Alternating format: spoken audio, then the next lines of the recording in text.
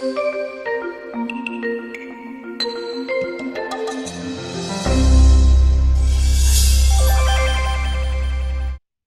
like to welcome everyone to Facebook Live, and we're not actually live with you today. We're coming to you uh, from the house. We're on our way in the morning to um St. Kitts to the Leadership Caribbean Leadership Conference, and we're so glad today just to bring you a little bit about what's happening in youth ministry and about what's happening with the YM certification. And we're here with Jason Vernon. And Jason is one who has helped us in the development of the YM certification program. And it's just good to have you here, Jason. I'm so glad to be here, Kirk. It's good to talk to you. I hope you guys have been doing well.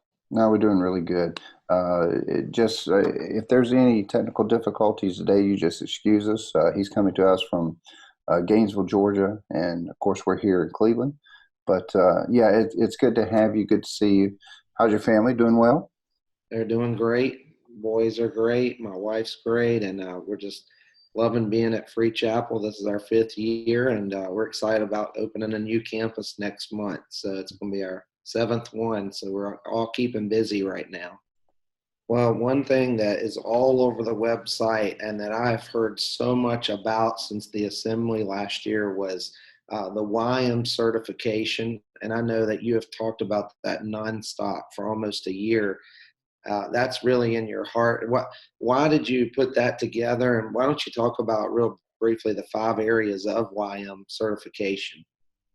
Well, the 5 areas are you've got purpose and will of God. You've got senior leaders working with younger leaders, and younger leaders working with senior leaders. You also have young adult ministries, and you also have cycles, which is ministry through meeting needs. I'm going to say I've read the material so many times, and those 2 things pop out in every meeting that I have, and anytime I go through a challenge. I'm just reminded of how simple the vision is of YM, and that's love God and love others. And can't tell you how much that means to me, how many times in meetings and things that I've dealt with in our ministry. It's just a reminder, and it's all summed up in that great commandment. Now, another part of that is that cycles that you mentioned, ministry of meeting needs. And you've even been getting companies, corporations coming to you and saying there is something to that because, we make things complicated sometimes. But tell us a little bit about ministry of meeting needs and the whole concept of ministry with cycles. We have to find ways to minister to the whole person, and that is through basic human needs. It is physical needs, security needs, belonging needs, self-esteem needs. There's a part in there about self-actualization, which is a person who knows who they are, but they still have a soul and need to be ministered to. And the last part that I put in there is the eternal. And so we all have a soul. It'll live one day somewhere. And we believe that we need to make heaven our home. And so regardless of culture, if we deal with the humanness of who we are, those needs, if we deal with those specifically, then we're ministering to the whole man, and it doesn't matter the culture or the context, it is relevant. And I remember as we were putting this together, you talked about how important it was to make this a global vision. And it's so true. And as we look in the New Testament, Jesus is constantly reaching out, finding needs, loving people, and in result leading them to a relationship with him. Now, you worked on the parts heavily about the senior leader and the young leader. Share with us maybe 2 or 3 points. It talks about the relationship a senior leader has with a young leader. And I know we had a lot of conversations working through that, and how I was blessed to serve 5 years in youth ministry and then 5 years as a lead pastor.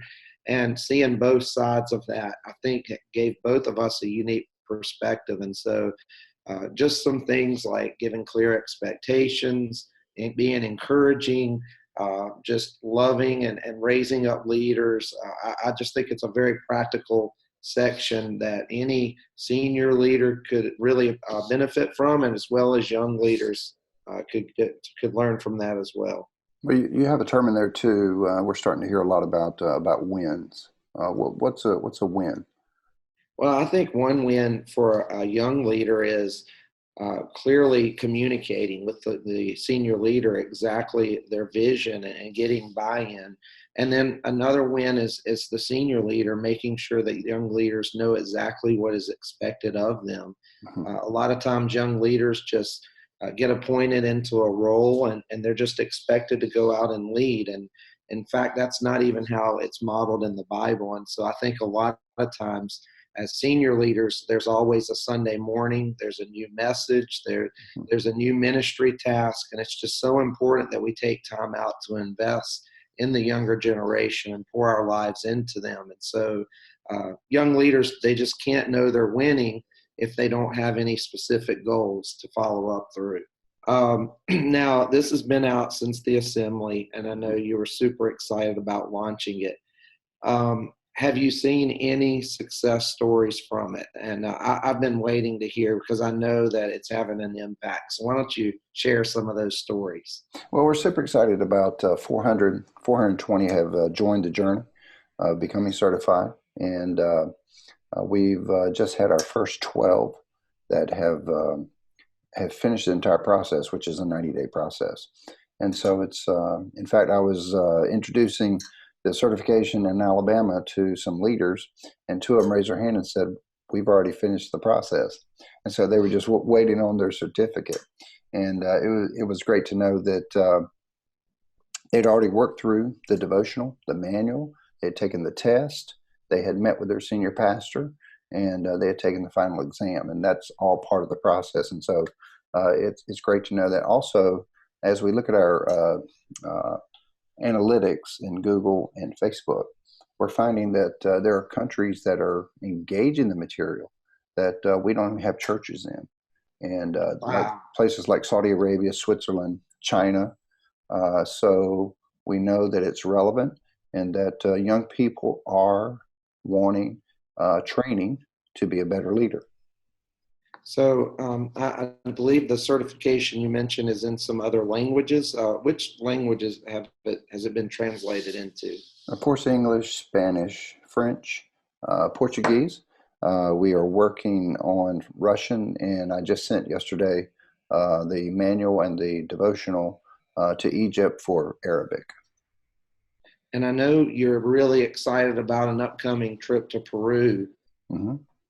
Yeah, our overseer there, Bishop Alvino, he came to me a few months ago and just said, number one, our nation needs to stay young in leadership, and so we would love for you to come and have all of our pastors, which they have 850 churches. So I don't know if all of them are going to be at this particular meeting, but if they were, he wants the pastor, a generation below that, or young leaders that are engaged now, and then maybe even a generation below that.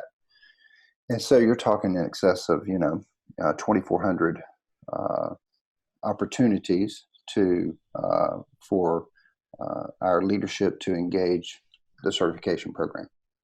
That is so fantastic, Kirk, and I'm praying for you guys and everything that God's going to do through this. If I'm a young leader and I would like to get started, really, what is my next step to jump into youth ministry certification? It's ymcertification.org is the quickest way to become a part of that. Once you sign up for an account, you can download the material or just begin the classes right there online. So it is open to everyone. There is 5 sections in the book. There are 38 lessons.